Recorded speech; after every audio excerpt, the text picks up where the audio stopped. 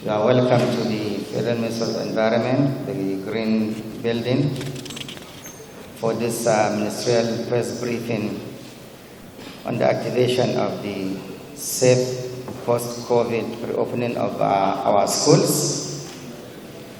The Federal Government of Nigeria, through the Presidential Task Force on COVID-19, has decided to reopen schools which have remained closed since February as a measure to contain the spread of the coronavirus disease in the country.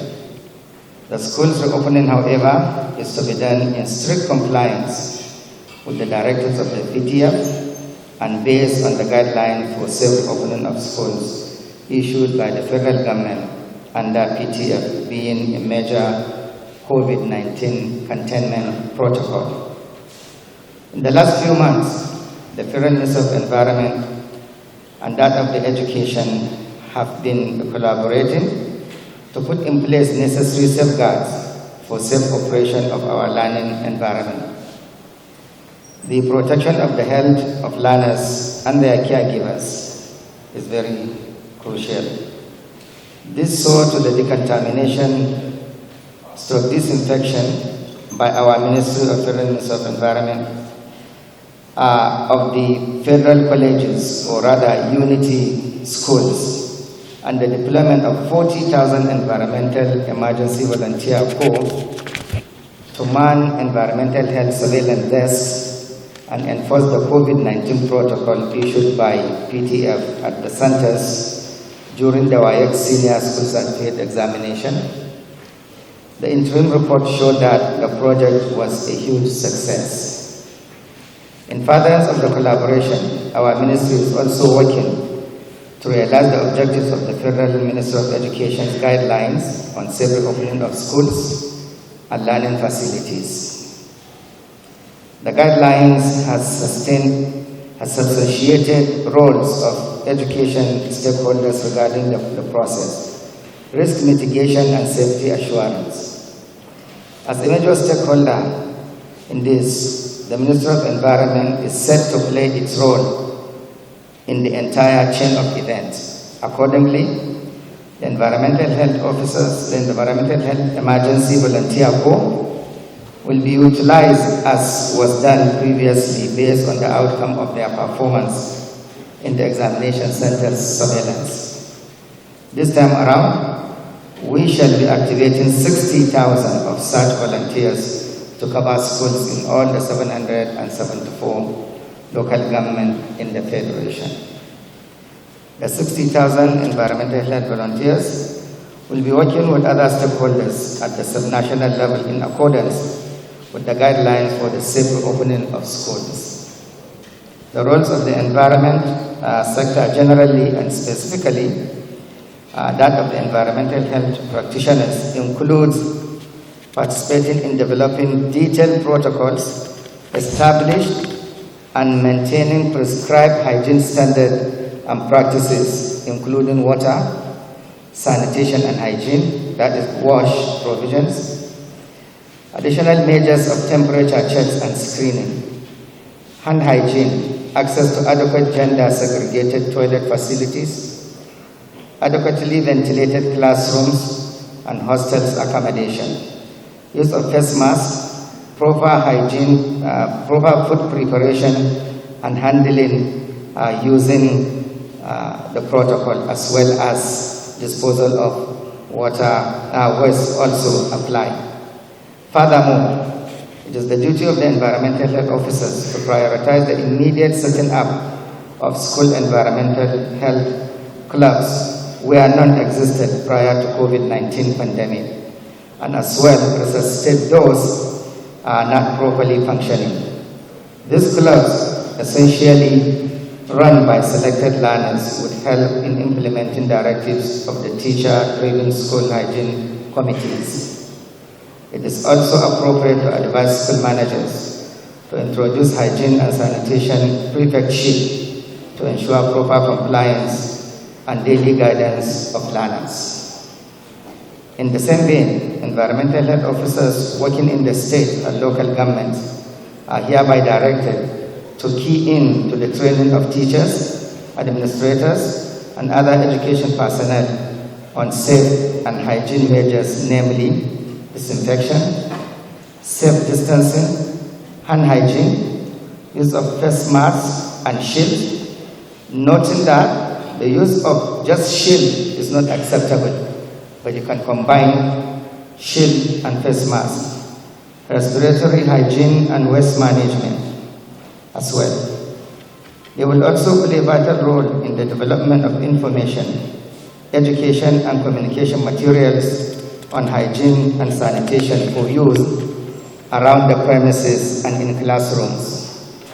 Environmental health officers should also see to the provision of safe and hygienic school feeding arrangement and facilities, as food hygiene is paramount in the safe school operation, with particular attention to safe distancing in cafeterias. Equally important is the environmental health officers to ensure food handlers and vendors in schools are regularly monitored for conformity with hygienic practices and behavior while feeding learners from farm to fork. Let me strongly advocate that on account of the need to ensure that safety, health and well-being of both learners and caregivers are maintained, licensed environmental health officers should be engaged by school proprietors who will be responsible for WASH programs and activities in the school, including regular and routine sanitary inspection of premises. Where the schools individually do not have financial capacity, a cluster of 3 or more schools could engage one on a retainership. Similarly, for schools wishing to to outsource terminal and concurrent decontamination and disinfection, they are enjoined to adhere to the provisions of the National Environmental Health Practice Regulations 2016 by engaging only one person and firms licensed by the Environmental Health Officers Registration Council of Nigeria for the safety and healthful living of learners and teachers, as only decontamination certificates issued by licensed professionals will be entertained and considered valid nationwide. Furthermore, in accordance with the guidelines, environmental health officers in the federal and state Ministry of Environment, as well as those in local government environmental health departments, shall be part of the joint assessment team for safe reopening of schools and learning facilities, being part of the authorized assessors. Let me also reiterate that the ministry will monitor compliance with prescribed standards through a network of monitoring and evaluation teams across the nation. Additionally, environmental health departments at all national levels are hereby directed to work collaboratively and with the respective education ministries and departments in order to succeed. Thank you for listening. Why it's suggested that a cluster of schools, be it 3 or 4, that can hire one licensed environmental health officer or a firm that is licensed. Regardless of the financial capacity, there must be these licensed environmental health officers, because which one is more expensive?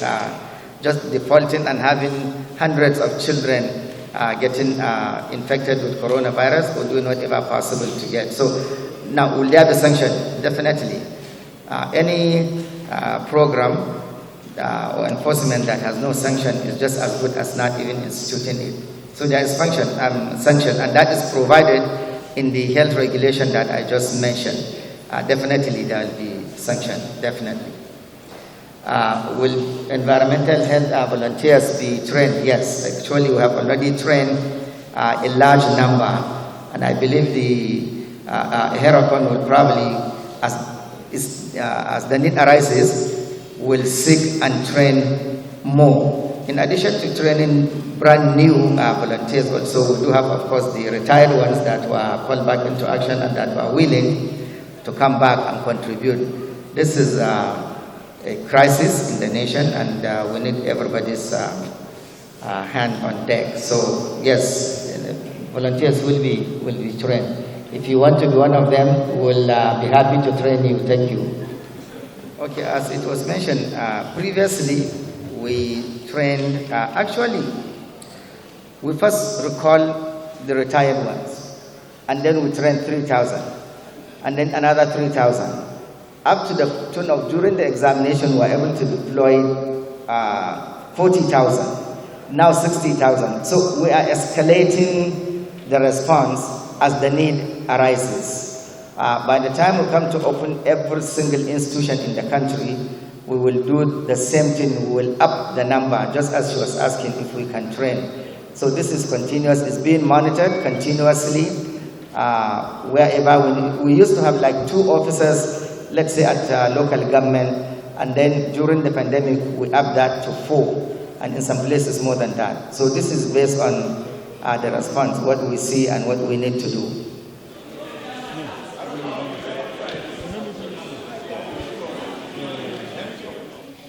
Well, thank you very much.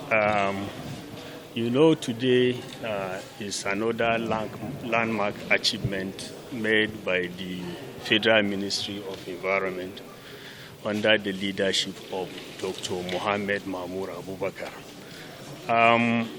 The ministry, which is the major stakeholders as far as the reopening is concerned, is deploying 60,000 volunteers to mount surveillance desks in the 774 local government schools.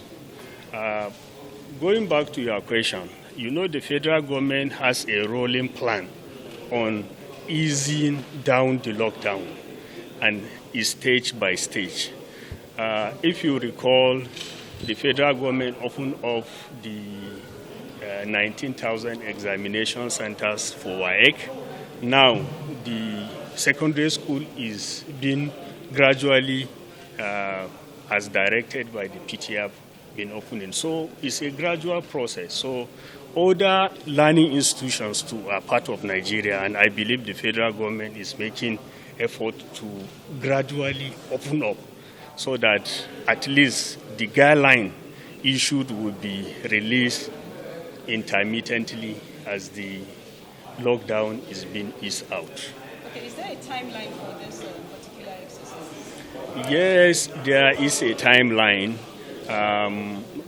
though it's a continuous process, provided there is COVID-19. The environmental health volunteers are going to continue mounting the surveillance decks and also making sure that the protocol guideline issued by the PTF is adhered to by all learning centers or learning institutions in the country. So it's a continuous process. Yeah.